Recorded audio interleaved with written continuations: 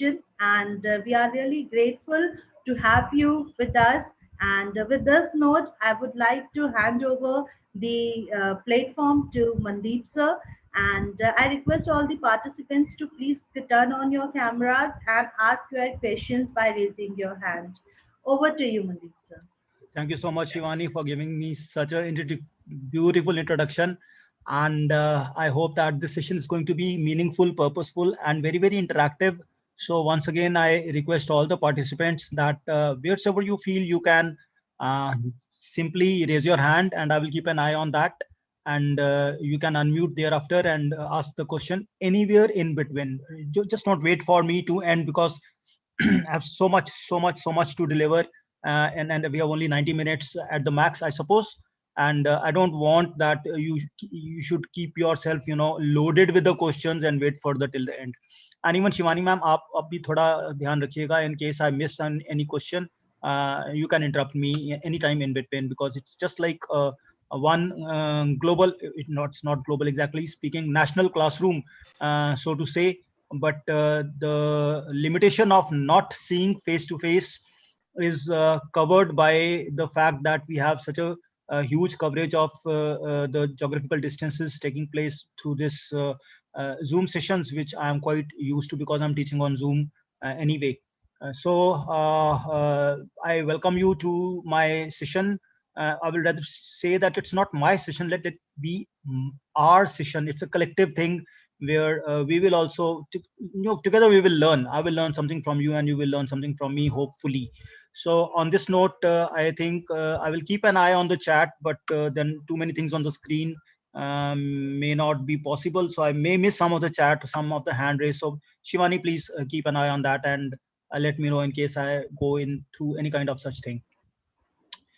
Definitely, sir. Now, I don't have any video as such, but I will be going through this PPT mode only. And okay, my video means, okay, my video. No, I will not be taking. I got your point. I got your point. I will not be turning on my video. Has some technical issues over there. So you'll not be able to see me live, but my photograph is there on the right hand bottom of the screen. I think you are able to see that. I look just like that only. So you just focus on what I say. You just focus on what is there on the screen instead of my gestures as such. So just keep an eye on, and feel free to interact any point you feel, because I don't know your background, so I may be presuming something and may speak out some words or some concepts which are slightly alien to you. So on this note, we have to start with on the cognitive enhancement through meditation. So the first time, if you go through these topics, the first thing which comes to your mind is that what is cognitive enhancement? And the second question, which I think will not come in your mind, is what is meditation? Because this is not my first session, this is not your first session. You have been going through all those experts, so that way I think you all know what is meditation and the various forms of meditation and what's the root of the meditation, because that's something which goes as a common denominator for all the things which have happened so far in the last few sessions. Shivani ma'am, can I speak in Hindi also along with? Is it possible? Or you tell me, let the audience tell me, is there any audience who doesn't understand Hindi, so he or she can raise the hand, so I will restrict myself only to English. Please raise your hand in case you cannot understand Hindi. I will not be using totally Hindi, but a little mix of the two, as they call it, English. Okay, so I will go with English. All right. Okay, I will be using a little bit of Hindi because there are some shlokas and something which don't have direct translation, but I will restrict myself mostly to English. No issues. So at least the first part which I'm going to start with is that, as they say, what is cognitive science? This is something very important before we go ahead to this session. If you define it, cognitive science, if I read it verbatim from the screen, is the science of human mind and behavior. And the moment you see cognitive science as a science of human mind and behavior, and this is the very, very broad perspective of this science, the first question that comes to your mind is that, okay, how is this different from psychology? Because that also deals with human mind and behavior, and this also is human mind and behavior. Then how is cognitive science different from psychology? So this is what will give you the complete picture of cognitive science as such, because we say it's an interdisciplinary approach. I think someone has unmuted and there is some issue with the echo. Uh, may I request to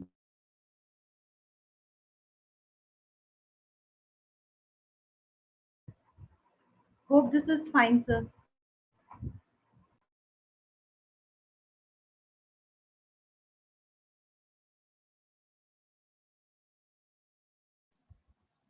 Okay, thank you. So as you see, it's an interdisciplinary kind of subject, cognitive science, which takes into account so many things along with psychology.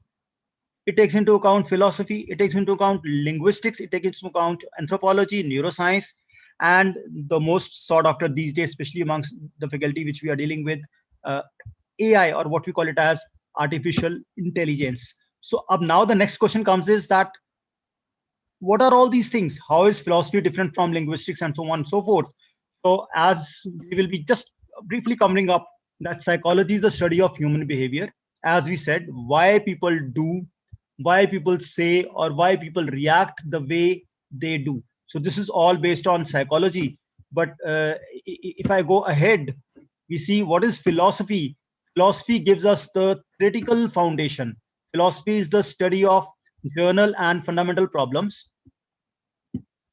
such as those connected with reality, existence, knowledge, values, reasons, mind, and language. Everything is covered for in philosophy. Actually, if you see, when you say philo means love, Sophie, it's love for the wisdom. As such is philosophy.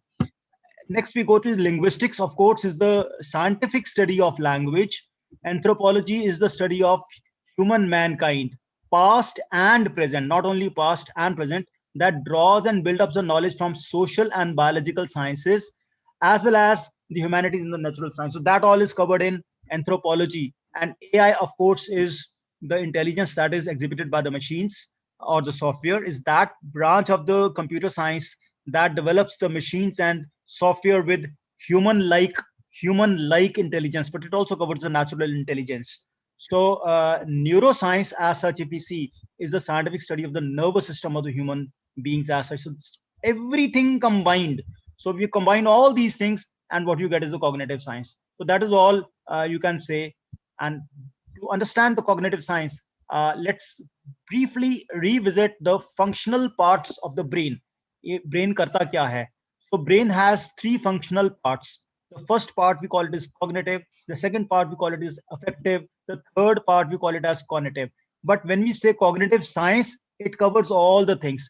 The cognitive function as such is what deals with intelligence, the affective function deals with emotions, and the cognitive acts with it deals with the action part. So you can say what brain does is think, feel, and act. This is a simple way to explain the functioning of brain. What my brain does is it thinks, it feels, and it acts upon.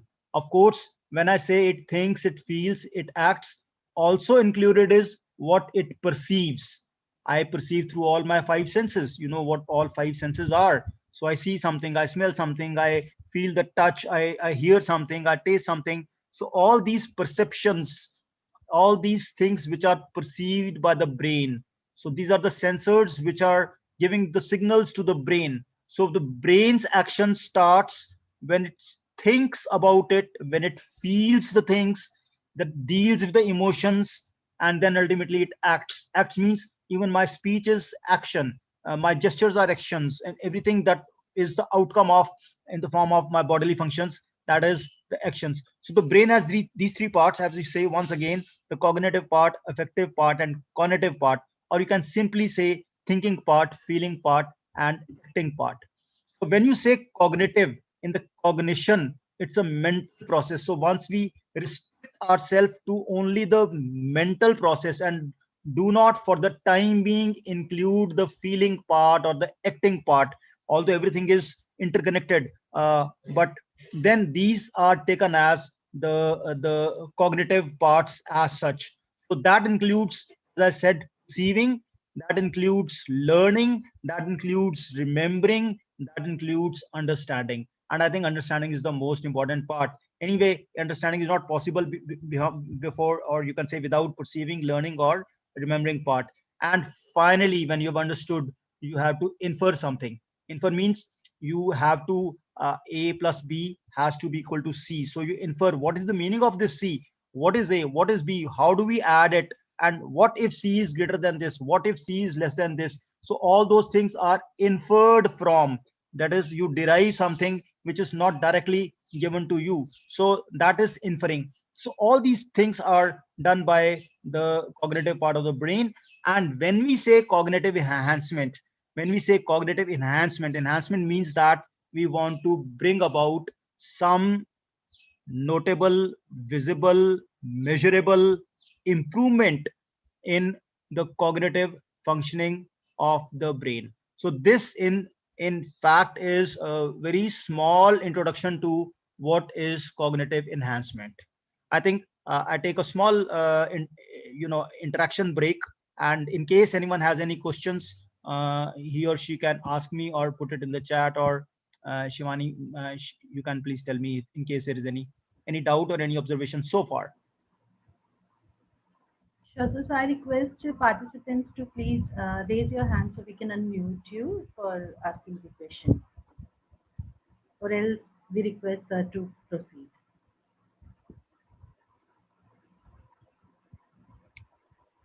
All right. So I continue from this point onwards. Sure, sir. Uh, when we talk of cognitive enhancement, what exactly it means that my brain is functioning in different manners. As I said, remembering, learning, understanding, recalling, and so on, even perceiving, to start with the perceiving part, and then understanding and inferring.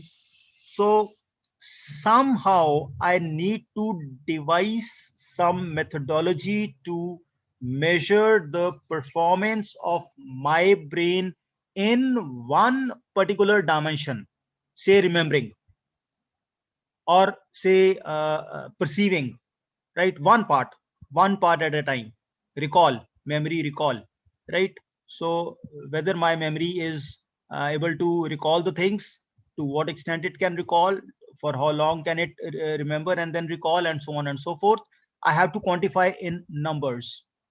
So once I am able to quantify the performance parameter of my brain in one particular dimension, I say I have made a cognitive assessment in that particular. It can be attention, it can be attention. So attention means whether you're paying attention to me or not, means whatever I'm saying, actually you are uh, hearing or listening. Hearing means that there is some sensation, some sound on your ear. But then if you say you're listening, it means that you actually are perceiving my words and are able to get some meaning out of it. So many times, the songs which we hear, they are only for hearing.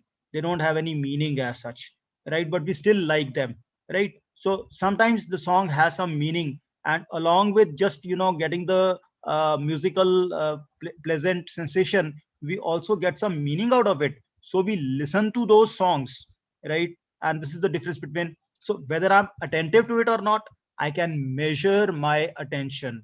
Whether I'm able to recall anything or not, I can measure my memory. So that way I can see what is the level of performance of my brain in cognitive assessment.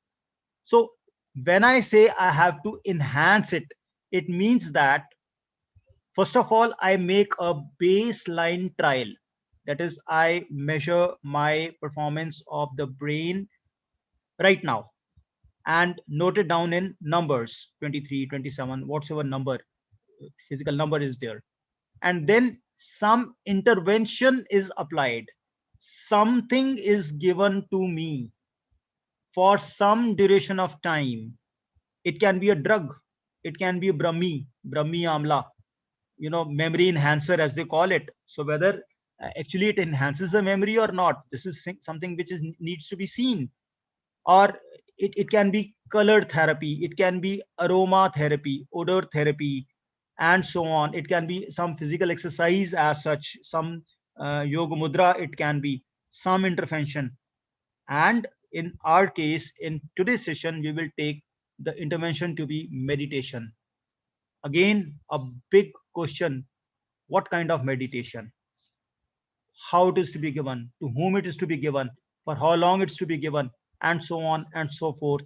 So that actually opens a big uh, door for the researchers to work upon. And there is a lot of work done already in this field. You can already see it in the literature survey you are going to do, in case you are interested in that. But then, having said that there's a lot of work done, there is still a lot, much more to be explored as such. So all those who are researchers who want to do any kind of PhD or something, they have a good opportunity to work on the various aspects, the different types of cognitive assessments, the different types of interventions, and the comparison with the existing results, and then going in for what is your inference from what you have done by applying certain kind of intervention. And one intervention which we all have received, one intervention which we are all giving, all the teachers, is education. Education itself is intervention. So education which we are imparting to the students, that also is increasing the cognitive assessment of all our students. And as a teacher also, we have to keep on learning new and new things. So that also is going to keep my brain alert and make it perform better and better by every day.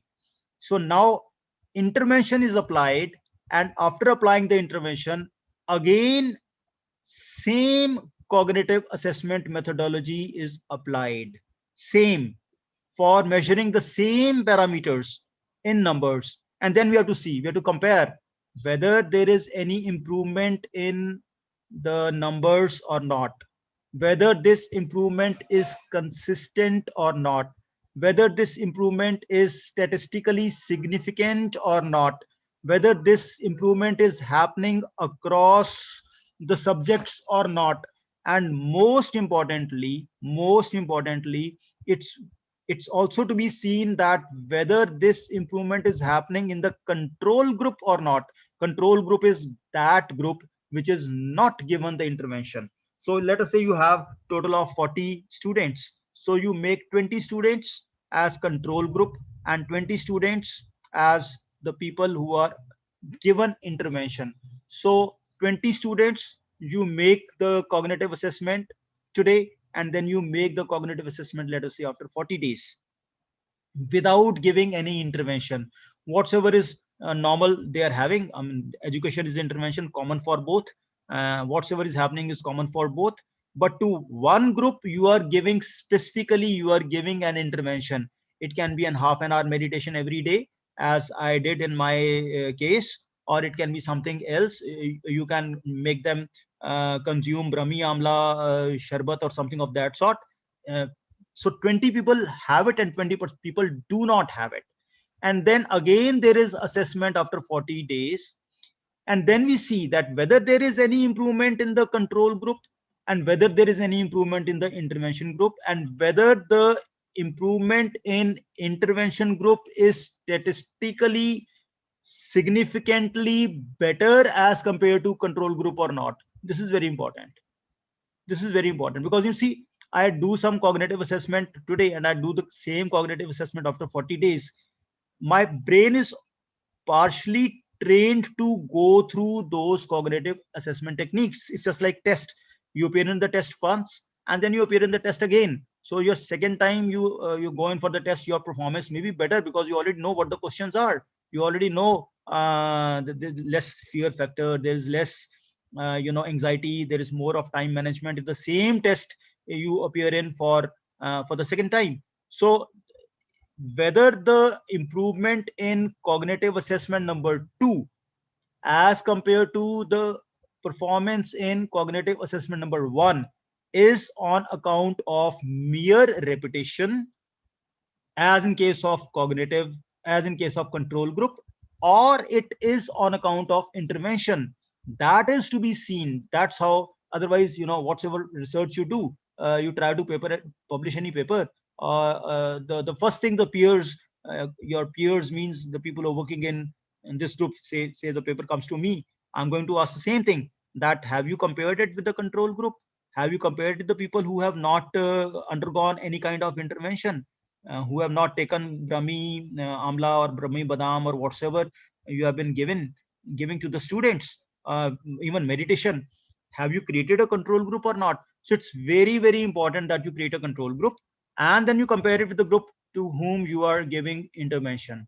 And then you can say, then you can claim, then you can actually claim that going in for meditation, it actually is going to give you a better cognitive enhancement as compared to the control group. So this is very important from the research point of view. I think again, time for interactive break. 1 minute. Any questions? I request all the participants, in case if they would like to ask any question, please raise your hand.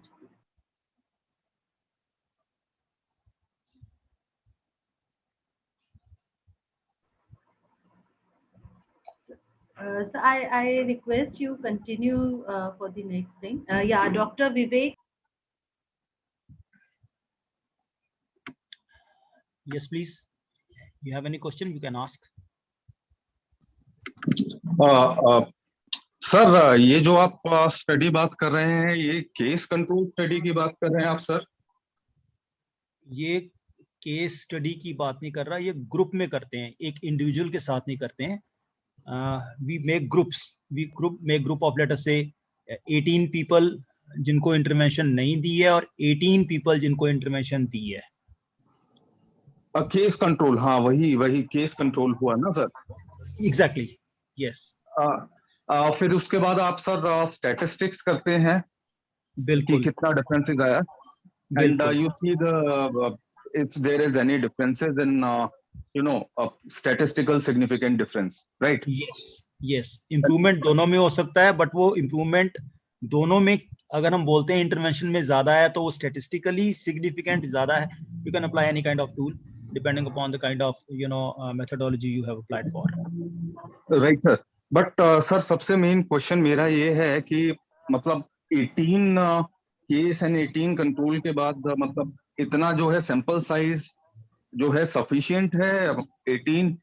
मेरे को I believe that there should be more than, अगर हम किसी तरह की conclusion पे पहुंचना चाहते हैं 40 something 50. I agree with you. मैंने 18 डरते डरते बोला था. अगर मैं पहले 40 कहता तो आप कहते इतने तो हमारे पास स्टूडेंट्स ही नहीं है. 40 + 40 80 वो एग्री करेंगे नहीं करेंगे. So that's why pilot study can be done on the smaller groups and final study can be enhanced thereafter. So मैंने डरते डरते 18 बोला, not to discourage you. Otherwise, okay. The larger the better. If it can be 400 and 400, nothing like that, right? But वो 400 बच्चे पहले मानेंगे, फिर दूसरे 400 मेडिटेशन करने को तैयार होंगे या नहीं करेंगे. So all those are the issues. That's why डरते डरते मैंने 18 बोला. Okay sir, okay. Right. Thank you so much, sir. So we have Agam Das sir who raised hand. Yeah. Agam sir, Yes, please. Yeah, ma'am. Sir, good morning, sir. Sir, my question was also so similar to that what Dr. Vivek sir has asked. What should be the minimum number of population for which we should go for a study? वैसे I believe 36 on each group, right? But if they're not possible, then at least 18, nothing less than 18. And okay. It's just a number. Most of the researchers go in for this number. Why 36? Why 18? There is no specific answer to that.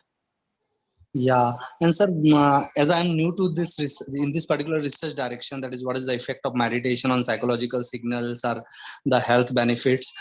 So, can you suggest some sort of instruments along with some parameters for which we can go for study? I will be discussing all these things. Yeah. So, Definitely, I'll okay, be discussing all these things. Right? yeah, thank you, sir. Thank Sure, you. sure, sure. Thank you so Thank you, much. sir. Thank you, sir. So, I believe we can continue. right. So I believe these kind of small interactions in between should be there, so that there is, I can read something on the chat also. All right. Need to talk to Well, statistician for sample size study. Okay, right. So what we go ahead for right now is cognitive assessment. This is the crux of whole thing from engineering point of view. The second thing is, of course, meditation, and I can talk on and on and on for as many number of hours as you feel like on meditation, because I think I can call myself a spiritual scientist. I've already guided a PhD on the spiritual science, only on the spiritual science, no engineering, pure. It's on the workplace spirituality and job satisfaction. Then on this kind of thing which I'm discussing with you, again we have gone in for a number of things like emotion classification and brain computer interface, and that's the engineering part of it. So the cognitive assessment part, as you said, that what are the instruments which you should use, and how we can assess the cognitive things. So cognitive assessment can be done in number of ways. The first simple and the primary way is to make the brain perform, make the brain perform a given kind of activity or the function, right? So that is performance based. The second one is that we monitor the functioning of brain by recording its electrical activities. I will go in detail for this through EEG, electroencephalogram, and then making some engineering tools. We actually are able to quantify certain powers in that electrical signal in certain frequency bands. So I'm speaking very slowly so that you grasp what I'm saying, and I will discuss these things also in detail in subsequently. So when we say cognitive assessment, what are we assessing? Are we assessing the orientation? Are we assessing, let us say, execution function? Are we assessing the memory part, short-term memory? Are we assessing the attention part and abstraction and language abilities and so on and so forth? All these can be actually assessed. Assessed means they can be quantified in numbers. You can give some score to it, and then that score can be used to compare whether the intervention is effective or not.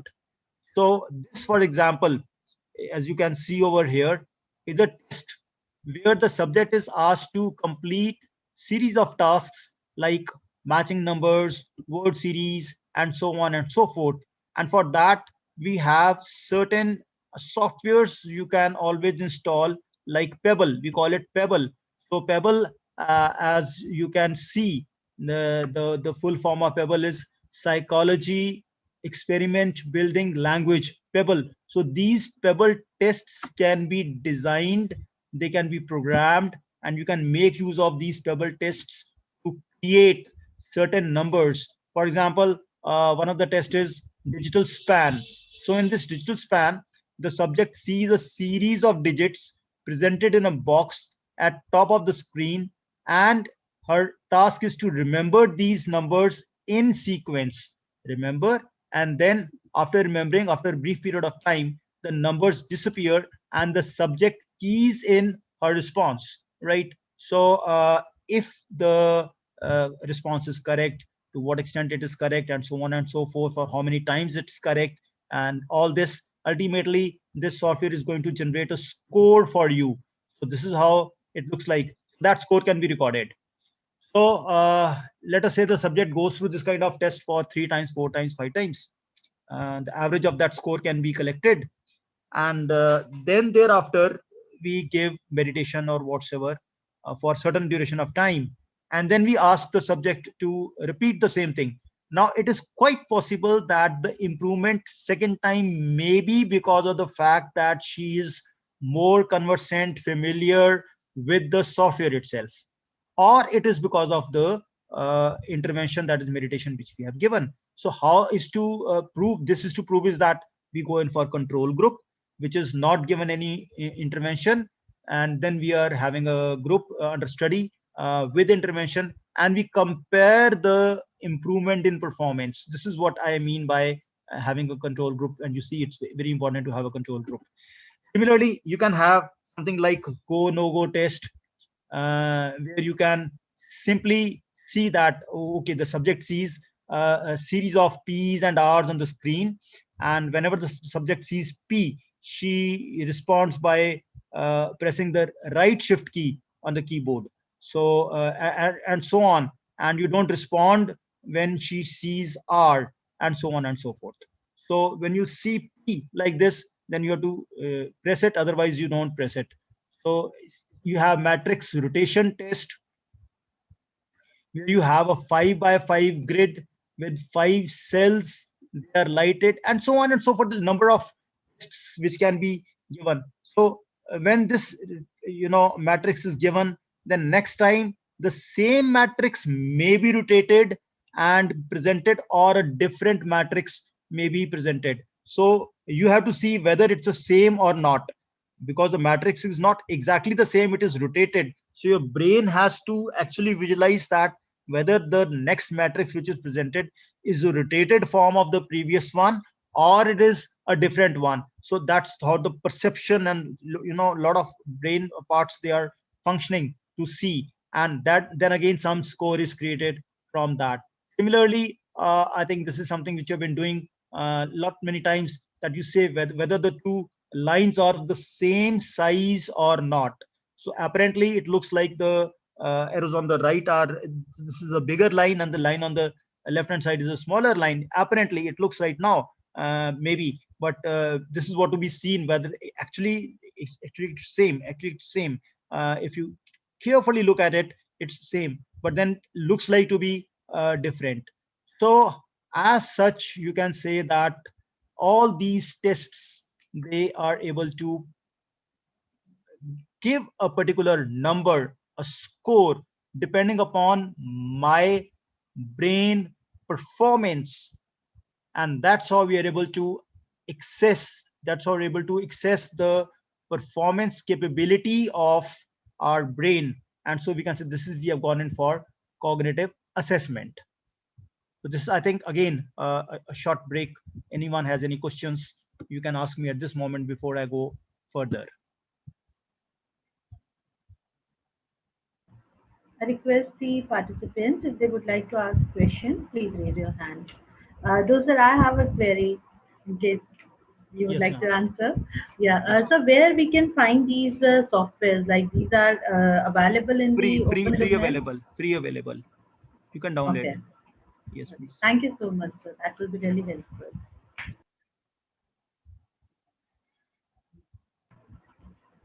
So any more I request questions? you to proceed. Okay, please. So I think we will go now for something more than the performance. This is the performance part, but then whether the internal changes are happening in the brain or not can be seen through uh, the activity of our brain at a microvolt level. So one thing I would like to actually share with you is that what is the difference between cognitive enhancement and training. This is something I expected maybe someone is going to ask me, that how is cognitive enhancement different from training. For example, we have a pilot, we want to train the pilot for a particular task. So we first of all give him all the lessons that this is how the plane flies. This is how the plane, different manipulators are there in the plane, and give him the theory behind the thrust and how the balance of the plane is going to take place and so on and so forth. And then we take that pilot to a simulator. And we take a pilot that simulator, and the pilot is able to work the pilot is able to work on that simulator, which is somewhat like plane, but it is somewhat like plane, but it is not actually flying. So there is no risk of the uh, newly trained or untrained pilot crashing the plane and putting his life onto risk or to destroying the machine. So it's a simulator.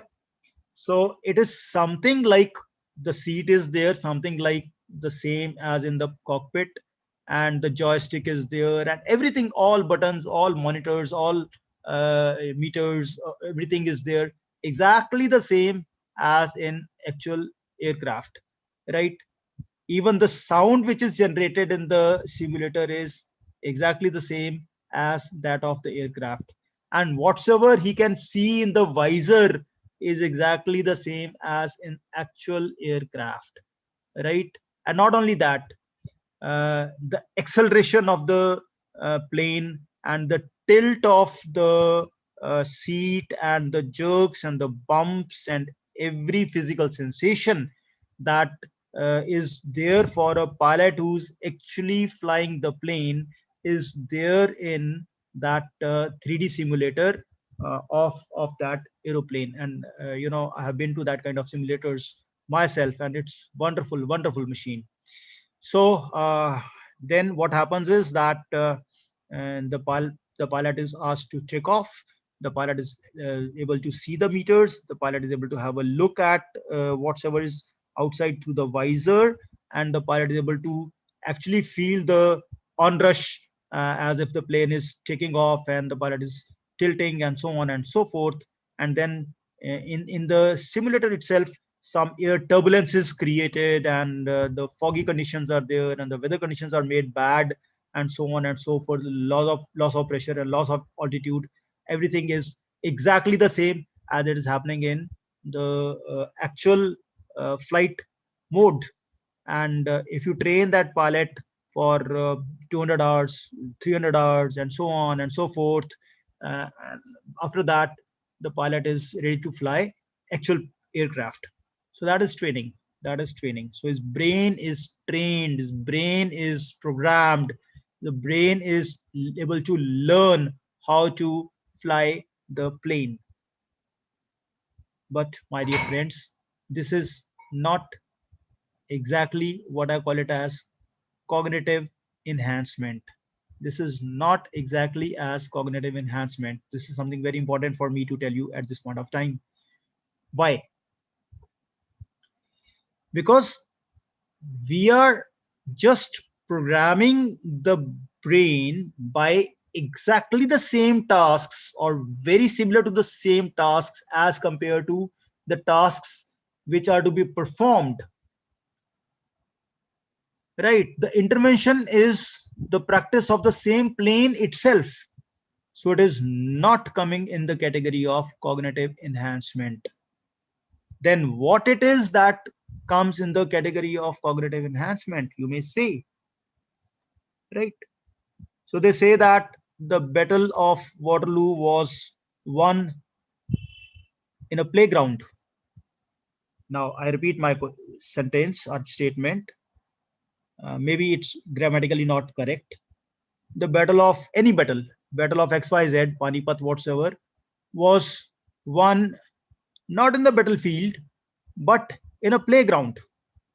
So that it means that if I make my soldiers play more and more of a certain game, which is nowhere related to the battle as such, it's not a mock trial. I make them play let us say football or hockey or any other field game as such, then playing that game is able to train them for certain abilities which will be useful in actual battle. Abilities, only the abilities, right? Like team spirit, like attentiveness, like endurance, physical endurance, mental endurance, endurance to anxiety, endurance to continued performance pressure. So many people cheering and you a lot of pressure that I have to win, I have to win. What if I do not win, and so on and so forth. All those nervous 99 kind of symptoms which arise in. So all those things which are there are able to give that particular subject or player a cognitive enhancement, ability of the brain to perform, and those abilities are used in the battle. They are able to make a soldier a better soldier. It's not that I'm going to have a mock trial of the battle to make a person better soldier. This is something very important for us to know, and that gives us a very good perspective as a teacher as on to what is the difference between education and training. You see, I'm educating my students on mechanical engineering, and I see that, oh, they end up in a marketing company and they perform very well, where they may not be using M of mechanical engineering. They may not be using anything on whatsoever they've learned in any of the subjects, but then their cognitive performance is so high, which has been developed having undergone through all the courses, that those abilities are being used when they perform in any other company, which may be in finance, which may be in management, which may be in software development, coding, and so on and so forth. We may say कि इसको तो mechanical engineering किया था, ये क्या का क्या बन गया, क्या फायदा हुआ. There is definitely a great deal of advantage which goes on to value adding the students which go in for the rigorous process of mathematical as well as conceptual level of understanding which goes when we teach them all these subjects. कोई फायदा नहीं होता पढ़ाई करने का is a wrong statement. Are you getting my point or not? I'm just want to just tell you that this education, as I said, itself is a kind of intervention which is able to enhance the cognitive abilities, and those abilities will be used in whatsoever they do. You see, Raghuram Rajan, for example, one of the most respected RBI governors, electrical engineering from IIT Delhi. What is electrical engineering? How is that helping him to go in for a position as big as being governor of RBI? This is all about cognitive enhancement.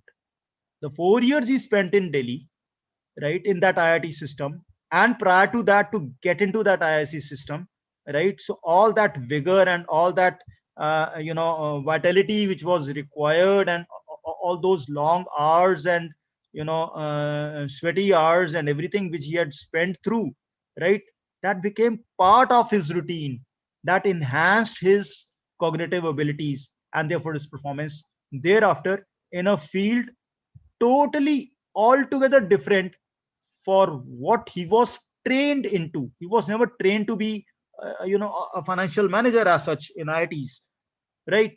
But then this is the meaning of intervention, and this is the meaning of cognitive enhancement. So I think, any questions at this point of time?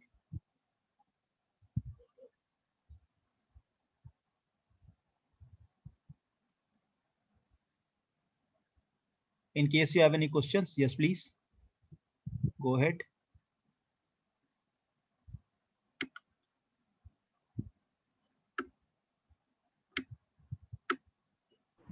Yeah, I request, in case if somebody would like to ask any questions, we can have.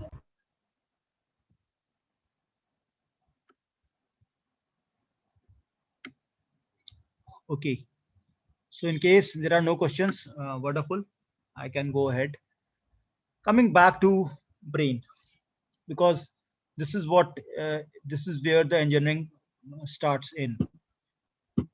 So we can see that there's a question. I will take that. A quick question. Ma'am, please unmute him.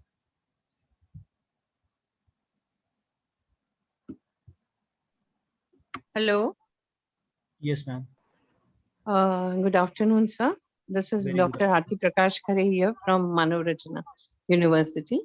I just wanted to know, since we are talking about productivity and brain functioning, and how to tap those you can say unused area of brain, or to activate those areas which are latent from past few years, due to not using those capabilities, or not using those factors, or not using those areas of brain, or how we can tap that so we can use ourselves as well as for the students who can utilize the maximum and use for productivity. Thank you. Well, the answer is there in the title itself, through meditation. That is the title, right? And this can be a group therapy, it can be an individual therapy, it can be a guided meditation, it can be supervised one, unsupervised one. In case you are personally interested, you can contact me. Thereafter, I will share my number in the chat. That's a WhatsApp number, and I would love to guide you as such on this issue. I am sharing my number in the chat. Thank you so much. So there it goes. This is my WhatsApp number in the chat right now. You can contact me thereafter. This exactly is the reason we are having this workshop, meditation. Now, what kind of meditation, for how long it should be there, and what should be the duration, and so on and so forth. All those things can be discussed. But this is exactly what we are here for. The answer is there in the title, as I said. Now, coming back to the brain part, that the brain has majorly speaking three parts. One is called cerebrum, second is called cerebellum, the smaller one, and the third one is brain stem. So there are some more questions. Let's take those questions before I go ahead. Yes, please. Ma'am, please unmute them one by one.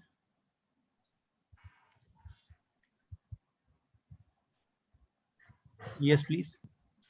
Hello, good afternoon, sir. Actually, I would like to ask whether these cognitive enhancements are applicable to normal people as well as the persons who are suffering from some sort of disorder like dyslexia, dysgraphia, or ADHD kind of thing. See, my study, or you can say our study, because this research is also a group activity you do with your research scholars, is limited only to young, healthy males. We have restricted our study to young, healthy males as such, to eliminate any other effects on account of gender or on account of aging and so on and so forth, because we were supposed to, compare the two groups. But then when you talk of the people who are having some kind of medical issues, these techniques, when I talk specifically of the meditation as intervention, they can be used as therapy also. Therapy means to ward off any kind of sickness, to make the people more healthy on certain kind of illnesses or on any kind of illnesses. what there is a claim is that any kind of illness, any kind of rogue, any kind of illness can be cured through meditation. It's a claim, right? Now, to what extent that claim can be replicated, what exactly are the results which you're going to get? I say, which I will be concluding ultimately, is that proof of the pudding is in its eating, right? But as far as you ask me, my research is associated only to the normal, healthy young male students of my institute only, right? But otherwise, there are lots and lots of research which is telling us by different people, different places, different times, that meditation is having a good amount of therapeutical effects as well. Any more questions?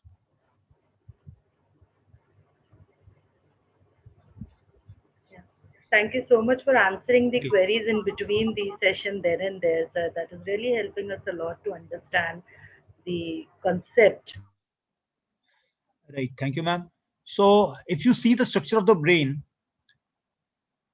any neuroscientist will agree that whatsoever is represented in these kind of diagrams is only, you can say, a very broad and gross labeling as such, because the brain has capability to quickly adapt in a manner that if some portion of the brain is not functioning because of some accidental injury, removal, a tumor happening over there, and so on and so forth, very quickly some other part of the brain will take over its function, right? This is something, having, it's very important to tell that whatsoever is being shown over here is very gross, and actually there is great deal of overlap and so on and so forth.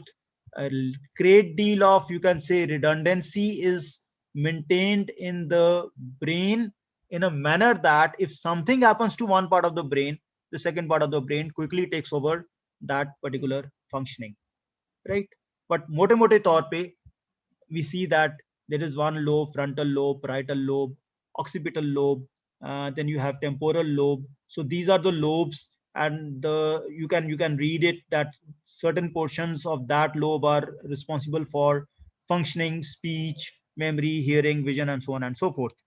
Muscle control, for example, is done by cerebellum, and then we have, brain stem, which is responsible for maintaining functions like breathing, blood pressure, heartbeats, swallowing, etc., etc. So this is, you can see that brain is most complex organ of human body, most complex, right? So studying brain itself is a very, very tough task, and that's what we're going to do. So what we see, that as an engineer we have to be, first of all, aware of the anatomy of the brain, and then the functioning of the brain, you can say the physiology of the brain, and identifying various parts of the brain responsible for various functions. And then we have left lobe and right lobe. It's often believed by the researchers that the left part of the brain is more logical, and the right part of the brain is more artistic, more creative. So many people tend to say that our left part of the brain is the male part of the brain, and the right part of the brain is the female part of the brain. And generally, it is more developed in females, the right part, and more developed in the males in the left part. It nowhere am I suggesting that females are lacking in logical abilities or mathematical abilities, or men do not have those kind of artistic and emotional abilities or creative abilities. But then what I always suggest on is that if any person has more of the uh, right part, more of the right part is developed, that is uh, the creative part is developed, but at the cost of the left part, he or she will end up being into an emotional mess. some people are difficult to deal with, because always crying and always feeling at loss with, and always not able to get through the things in a logical manner. So that is a not healthy one.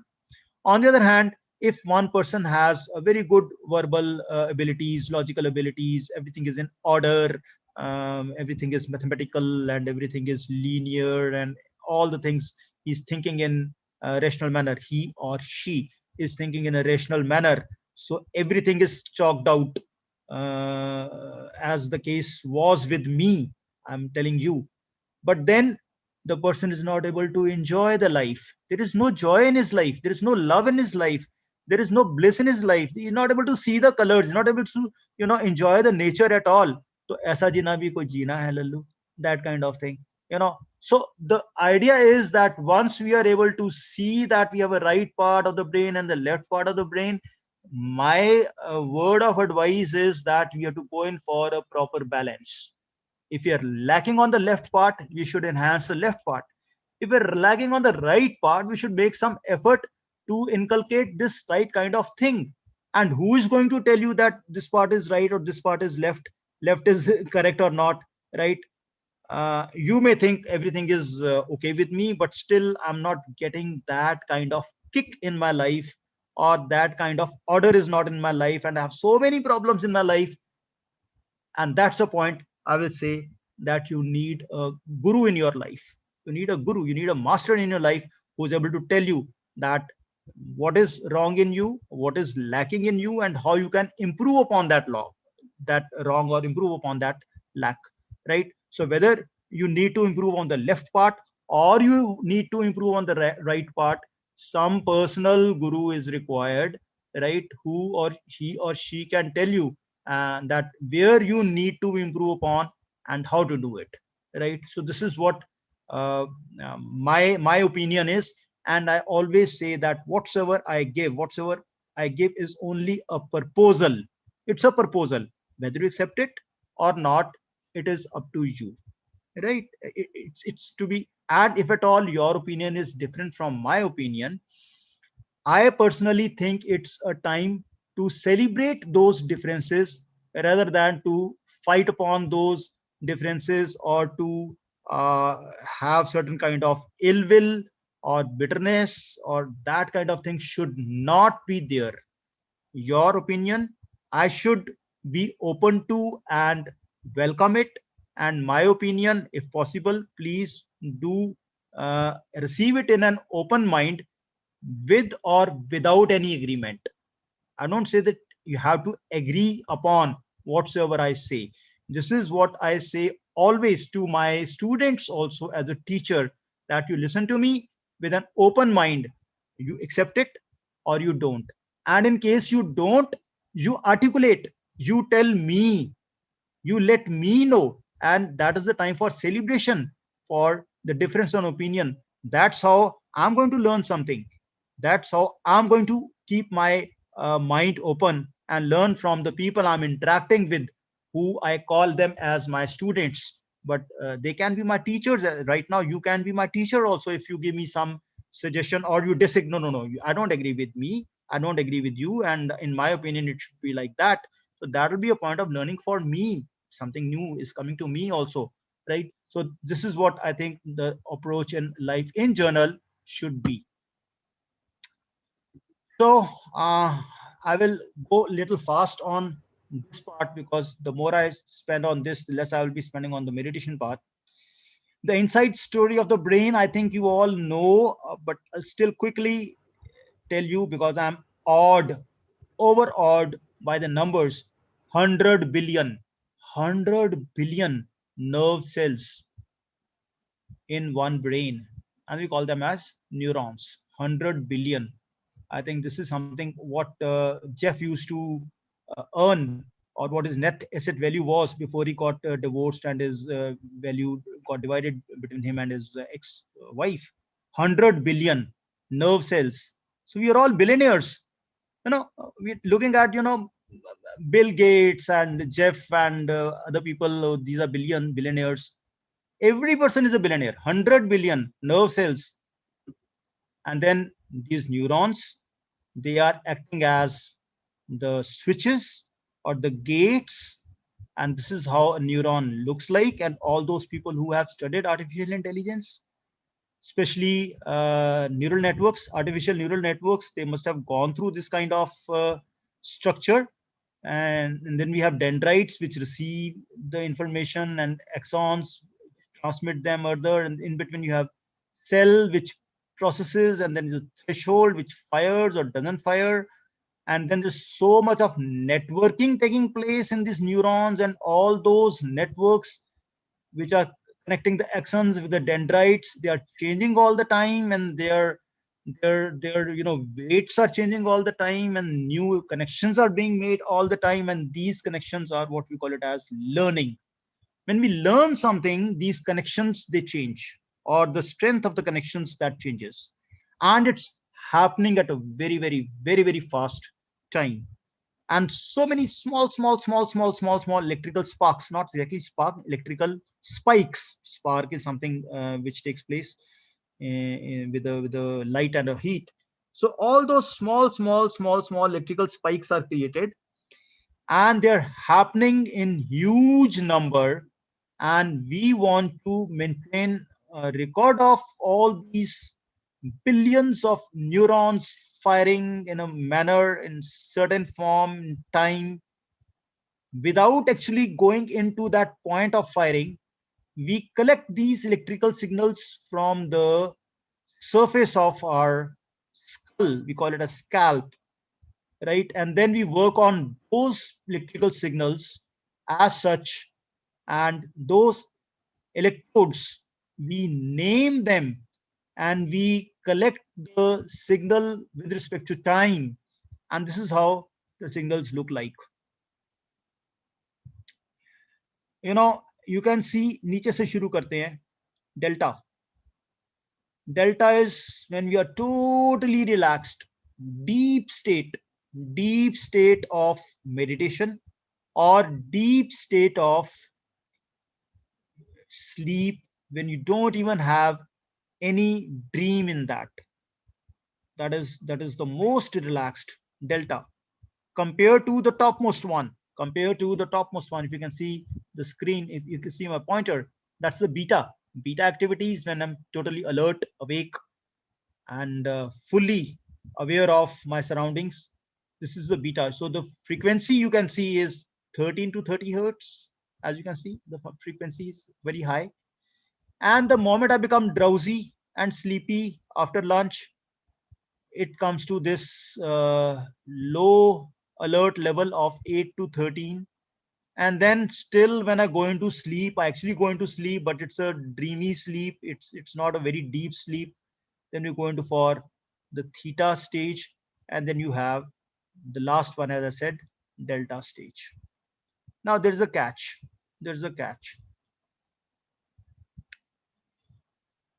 The enlightened masters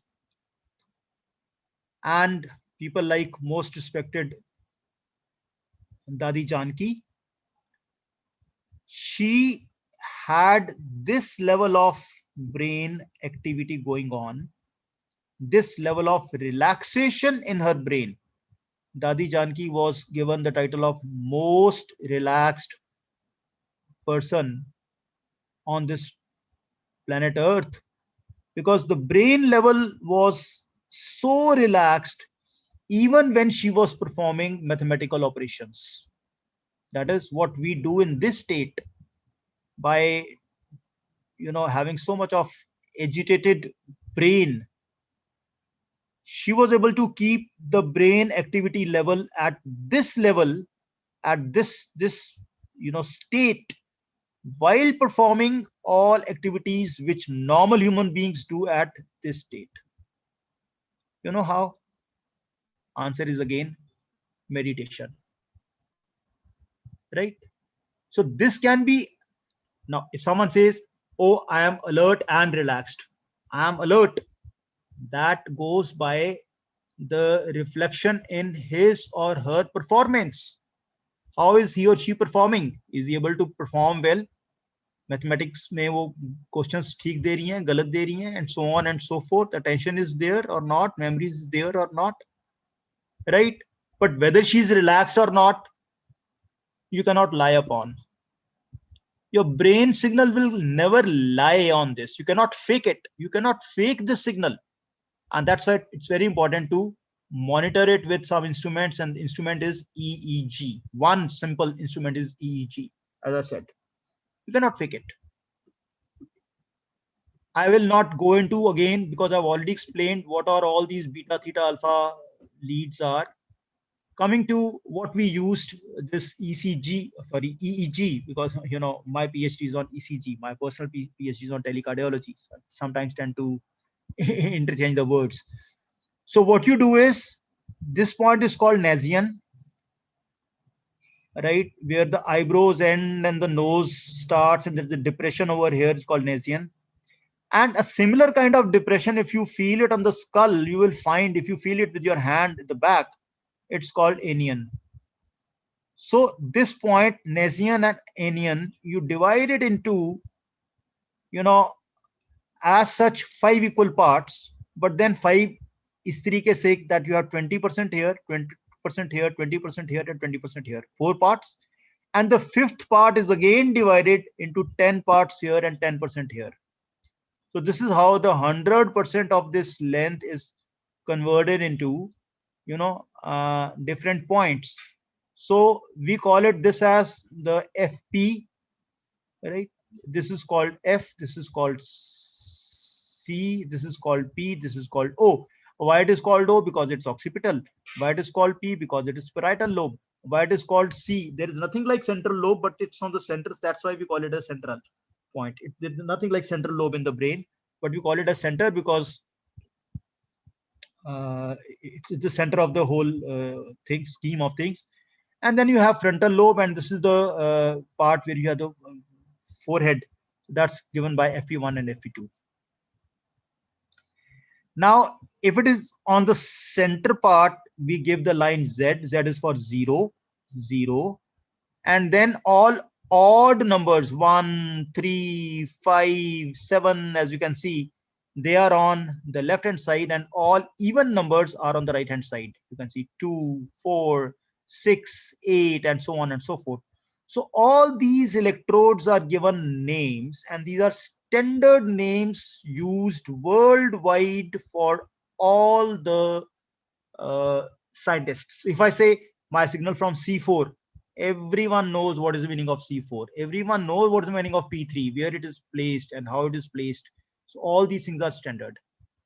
So once I go in for these kind of things, then the recording is taken on any data acquisition system.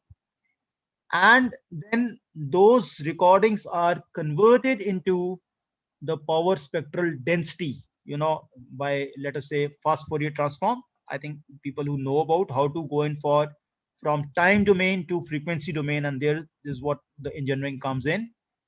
And this is how the signal can be recorded on an Excel sheet. And then you can actually plot the various bands. This is for the theta band, the delta band, and alpha band, and beta band. As you can see, all these bands are there. And then we can actually calculate the power of all these bands, making use of this formula, and then find the relation of these powers with the cognitive abilities. So much of scope for doing research on all these things. Attention, for example, when you go in for attention, you see that what happens to alpha band, how it changes. Memory, for example, you see what happens in alpha signal in parietal occipital fissure, how it changes. Emotion, you can see how the emotions change, how the asymmetry, that is the left part of the brain and the right part of the brain, whether the signals are balanced or unbalanced, and so on and so forth. We can go on and on seeing the correlations, that what happens to which electrode, to which band, which power increases and which power decreases as one cognitive ability increases or one cognitive ability decreases. So again, a small intervention, small interaction break for questions, because this thing may be new to many people. As such, the engineering aspect of the cognitive abilities, before we go in for the interventions and the meditation part. And I'm just telling you that all these things, they showed a significant difference after receiving one kind of meditation. Any questions, please? Yes, sir. Thank you so much for this elaborative description. And we have received a few questions in the chat box. So I would like to recite all those Sure, sure, sure, on behalf of the participants. So one sure. question is from Shri Jairam ji, and they ask, he asked, can we have some very simple and generalistic way of improving cognitive behavior, which we can execute in our classes? So how do we improve our class cognitive behavior without telling all the theory? Without telling all the theory, Yes. I think we will discuss this. We will discuss this in interventions. We will discuss this. We keep this Okay. question pending. Hmm. Okay. And Dr. Prasanna also has one question, that since nowadays more and more students with learning disabilities are enrolled in engineering and higher education, I was wondering whether such interventions can assist such students. Definitely yes. Definitely yes. I think what is normally said to be AHDH, as you call it, AHDH, you call it, right? There's nothing like that. It's only attention deficit, right? We call it as disease and hyperactive disease. It's attention deficit and so on and so forth. We give fancy, fancy names to it. Why do we have attention deficit? Because we are bombarding the kids with so much of information right from the time they're born. We hand them with the mobiles and so much of distraction from different sources. You just cannot ask a person to have that kind of focus or that kind of attention with that kind of distraction. I'm tempted to share, at the cost of the limited time. My very good friend once remarked that, Mandeep, I'm more known as Mandy sir than as Mandeep. Mandy sir, do you know what's the root cause of divorce? And I said, yes, I know, it's marriage. Oh, jokes apart. She said, no, no, no, no, no, no. Be serious. कभी कभी तो serious हो जाया करो sir जी, हमेशा ही मजाक करते रहते हो. So I said, yes, you tell me. She said, it's the remote control, which you hand over to your child when he or she is just 6 years old. And what the child does, वो पहले क्या करता है, वो पहले लगाता है Pogo, उसको मजा नहीं आता, कार्टून नेटवर्क मजा नहीं आता, वो नेशनल ज्योग्राफिक उसको मजा नहीं आता, and then he keeps on shifting channels and channels and channels. And there is a sense of fearing of missing out something, fear of missing out, that's called FOMO, FOMO. So that's what develops in a child when he's 6 years old, when you hand over a remote control to him. Now he goes to standard 9th, 10th, and he starts going in for tuitions. And then he says, oh, I want to get a science tuition from here, and English tuition from here, and math tuition from here, and so on and so forth. It happens, and then is not satisfied with the science tuition, and he switches over to the second science tuition and the third science tuition. And then it comes to the coaching, then he wants to go in for different types of coaching.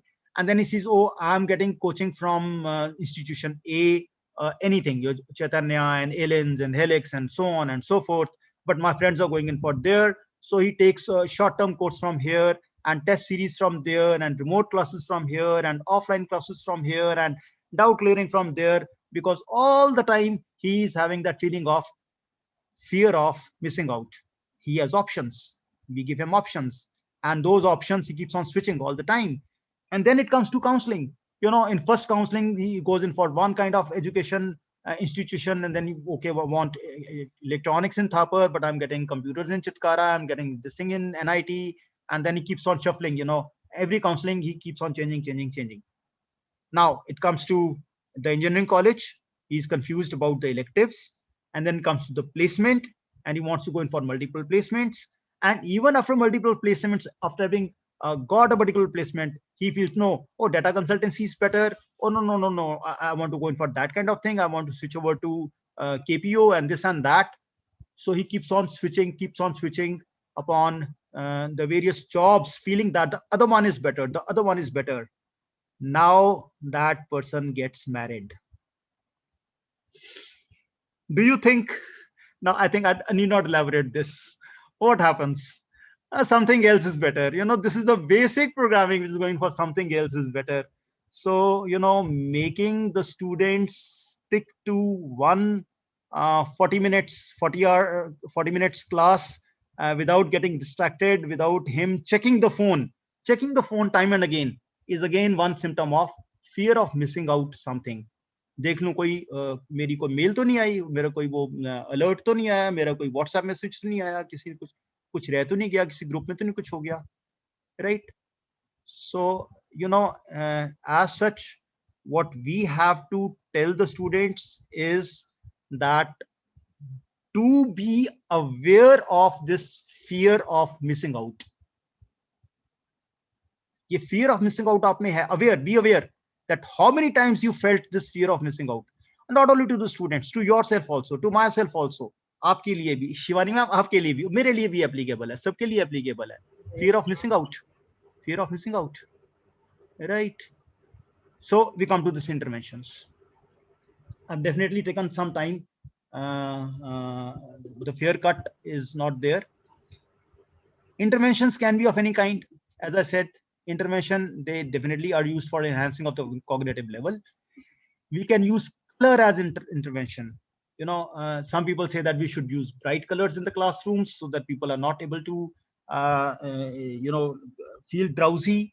Odor, for example, lemony odor, for example, will keep you alert. Lemony odor. So all those good car makers, they tend to keep a lemony kind of scent in their on their dashboard, so that the driver is not getting sleepy into that. Music, good music is also a good intervention. So video games, we may criticize on the students on playing the video games, but then it's proved that those students who play video games, they make good surgeons. Just imagine, it's clear-cut case of cognitive enhancement, that all those skills, all those cognitive abilities which they have developed while playing video games are going to make them good surgeons, and of course good pilots. And then we have virtual reality, and finally we have meditation, जिसके लिए हमारे पास अभी time बहुत कम रहा है. Now odor can be again classified on the scale from that of a rotten dead fish to that of a rose or other pleasant kind of thing. So you can mark it on the scale. So of course, more we are on this side towards the pleasant ones, better cognitive abilities we have. And this is what one of my ME thesis has proved it also. Video games, I have already told you. Virtual reality is extended form of that, where we immerse ourselves into the different aspects. Colors, as we see, हम किसी भी मंदिर में जाते हैं तो देखते हैं ना, बहुत कलरफुल होता है. हनुमान जी के मंदिर में जाते हैं, रेड कलर होता है, सैफरन कलर होता है, ऑरेंज कलर होता है, and so on and so forth. A lot of fragrances there, धूप बत्ती जल रही होती है, एक घंटी बजाते हैं, music is there, कीर्तन चल रहा है. All those things, they actually are able to get into a better cognitive state as such. Overall, हम कहते हैं इसकी समृद्धि हो रही है और हमारे खुशहाली होगी और खुशी आएगी. These are the reasons. Now I'm at the fag end, and comes the most important part, that is the meditation. What is meditation? It's defined as state that is experienced when the mind dissolves, and is free of all the thoughts. वो जो delta state की हम बात कर रहे थे ना, EEG में डेल्टा स्टेट की, that comes in meditation. And of course, it's not something new. It's helpful in reducing anxiety, stress, depression, improving psychological health. I think ये सारी चीजें हम पहले पिछले सेशंस में जो मेरे पहले स्पीकर्स आए हैं, वर्जी स्पीकर्स, उन्होंने आई एम अज्यूमिंग अच्छे तरीके से एक्सप्लेन की होगी. So whatsoever the situation may be, I will be calm. I will respond. I will not react. I will respond to each and everything one by one with a smile on my face, without any frown, without shouting back, without getting irritated, in that what we call it as Buddha-like state. So getting to the term meditation, its very word, it came from the term meditatio, and from that it ultimately got into meditation, and this is what we call it as dhyan in Buddhism or Sufism. It's also there in Islamic Sufism, in Christianity, in Jews religion, and so on and so forth. Meditation runs in every religion, of course, including Sikhism. Sikhism में तो है ही भगवान का नाम, सत नाम, only नाम, and that's what goes in for this. मोटे मोटे तौर पे I may tell you that this meditation is when everything else goes, like you place a lamp and you light it and you remove all the objects around it, all objects, the lamp will continue to glow. Similarly, when we remove all the thoughts one by one, one by one, one by one, everything is fallen and empty. What remains is a pure consciousness. And there are ways to achieve this pure consciousness. It may happen for a split second. It may happen for few seconds. It may happen for few minutes. And for the enlightened masters, it may happen 24/7. Like in case of Dadi Janki, we had seen 24/7. सोते उठते बैठते जागते, उठत बैठत सोवत, नाम, वही भगवान के नाम में लीन रहते हैं, उठते बैठते सोते जागते 24/7, right? That is the state of continued meditation. So we don't do meditation. This is my one of the last concepts I want to share with it, that we don't do meditation. We live a meditative life. We live in meditation. We remain aware of all the things happening. We respond to all the things happening, and yet in a very relaxed and calm manner, without getting hassled, without coming in anxiety, without getting ourselves agitated, right? With a smile on the face. There's a physical manifestation of meditation is that your face is always having a little smile, which is called beatific smile, the kind of smile which you see on Buddha's face in most of the statues which you see. And again, if you are out and out to classify, you have mindfulness meditation with open monitoring, where you don't resist any thoughts. You don't resist any thoughts. You let the thoughts be there. Let the things come, let the things go. You are aware of those, and you're not going to get yourself entangled in these thoughts.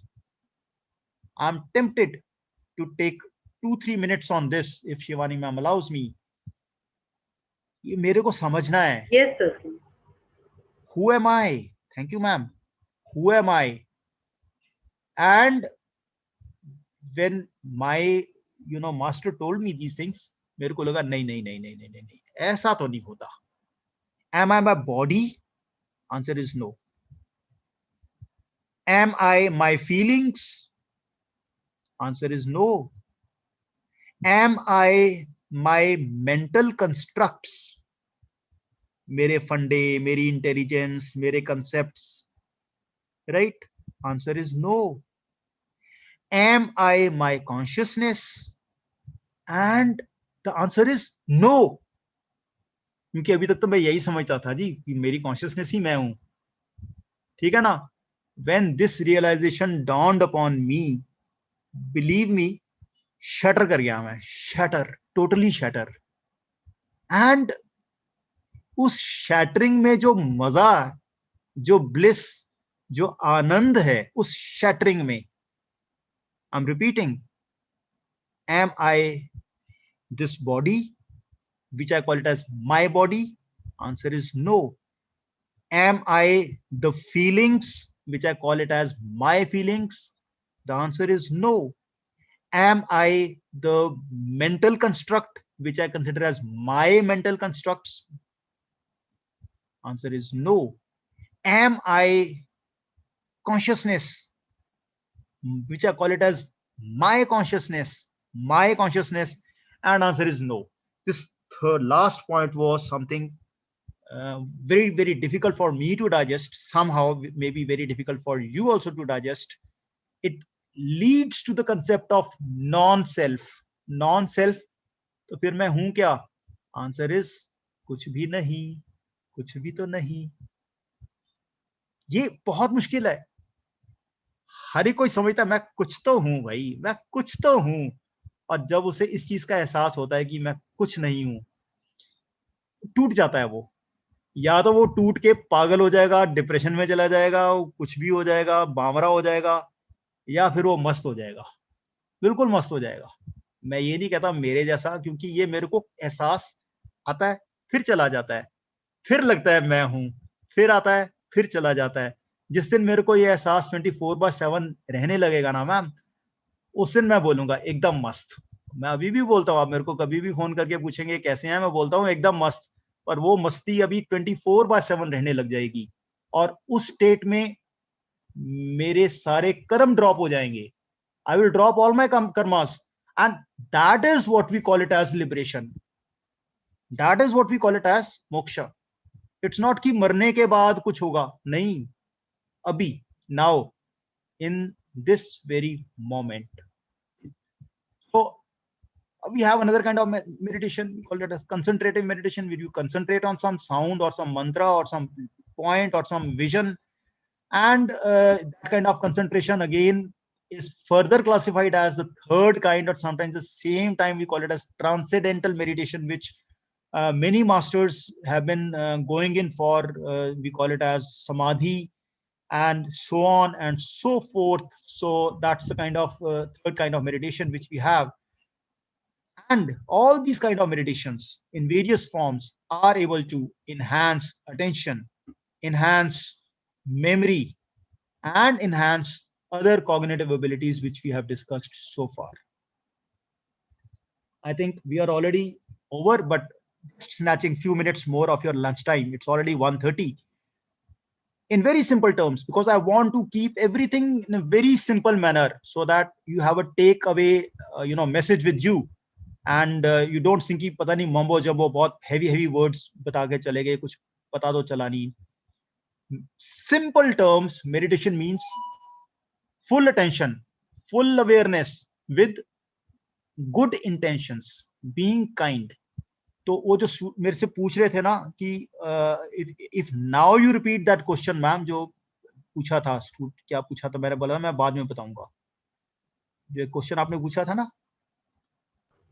Yes, sir. Just a second. I'll just it again. Sir, how do we improve our class cognitive behavior without telling all the theory to them? This is it. Full attention and good intentions. अपने ऊपर एक practice करें. ये practice करते करते एक awareness के साथ आप क्लासरूम में जाएंगे. When you enter into the classroom with full awareness and good intentions. Intention means be kind, be compassion, be loving to all, no biases as such, keeping no discrimination, right? I'll say five things in journal. Always keep a check on your anger, suspicion, hatred, jealousy, and frustrations, right? जब भी ये आ जाए, pray to whatsoever form of Lord you feel like, Ganesha or Shiva or Krishna, doesn't matter at all, right? That right now anger is gripping me, please relieve me of the anger. Right now suspicion is gripping me, please relieve me of the suspicion. So for the hatred, so for the jealousy, so for the frustration, ये पांचों याद रख लें, all these five, right? And then the moment you enter into the class, your aura, your glow, your magnetic field around you, electromagnetic field I may call it, or the vibes we call it, they will have such a wonderful effect on all the students which are there that you need not do anything. And then you see there's so much different kind of response you will get from the students. Be the change you want to see. Be the change you want to see. Whatsoever you want your students to be a role model yourself. Full awareness with good intentions. Live that life of meditation. Don't do meditation. Live that life meditation. And we go in for a holistic approach in contrast to a reductionist approach. Don't break the whole life into small parts. Like you say, we have a doctor for eyes, we have doctor for ENT, we have doctor for gastro, we have doctor for hormonal balance. And so why cannot we have one good doctor for the complete body? एक full tush doctor बनना है मेरे को, as Munna Bhai MBBS used to say. A complete doctor, and not only doctor of body, doctor of mind and doctor of spirit. That is what is spiritual scientist. A complete holistic approach as such, taking into account intellectual, physical, emotional and spiritual health. And thinking of, just focus on the central word non-self, which you have already discussed. I'm not body, feelings, mental constructs, or even an individual consciousness. Everything is interdependent and nothing is permanent. It's a flow, it's a stream, it's happening every moment. I am that. Thank you so much. Thank you so much, sir, for this elaborated and wonderful session. Sir, allow me to take a question as Paras sir is raising his hand. Sure. So, in case if your time allows. Sure.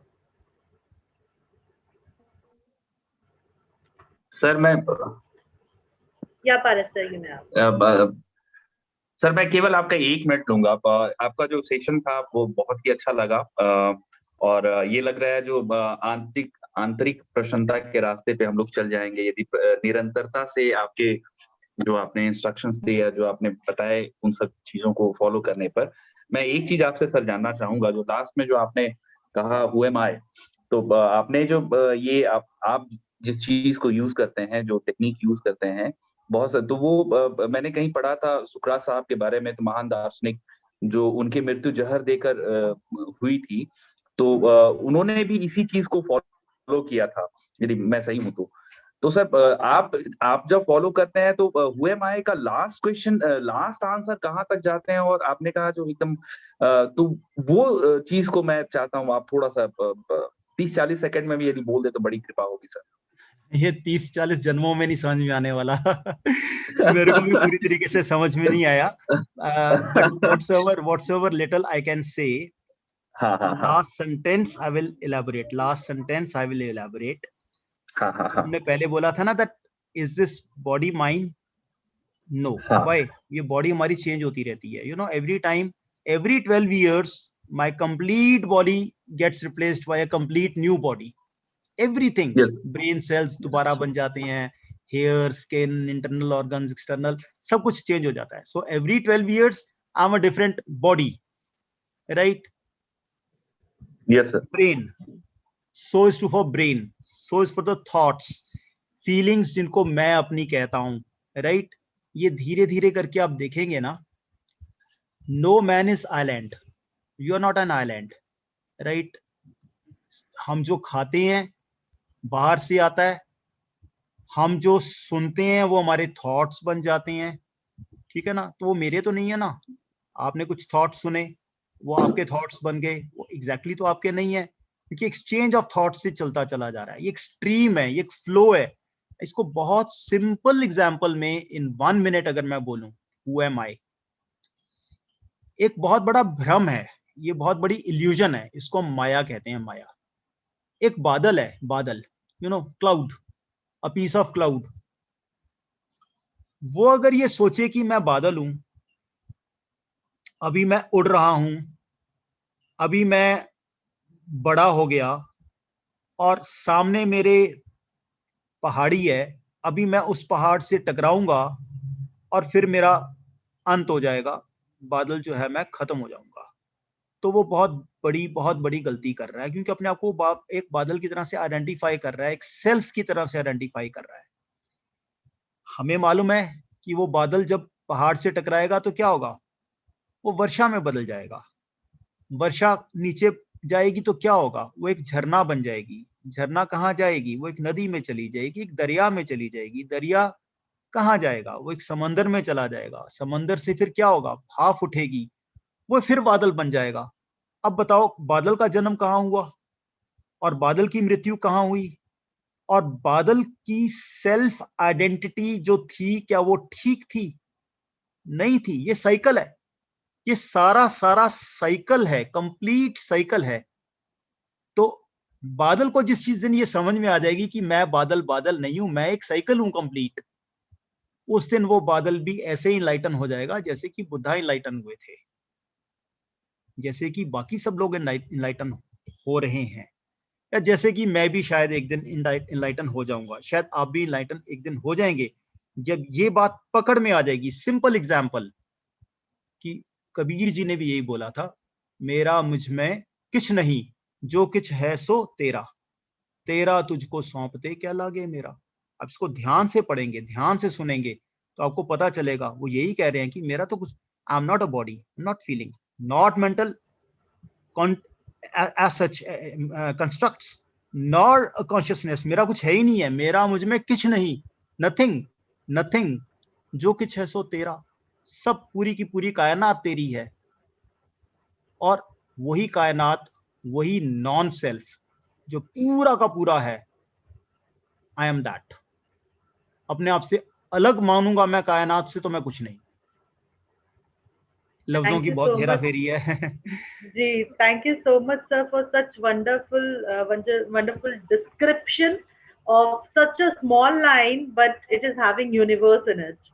So thank you so much, Mandy Surji, as you are known for this name, so we would like to call you with this name.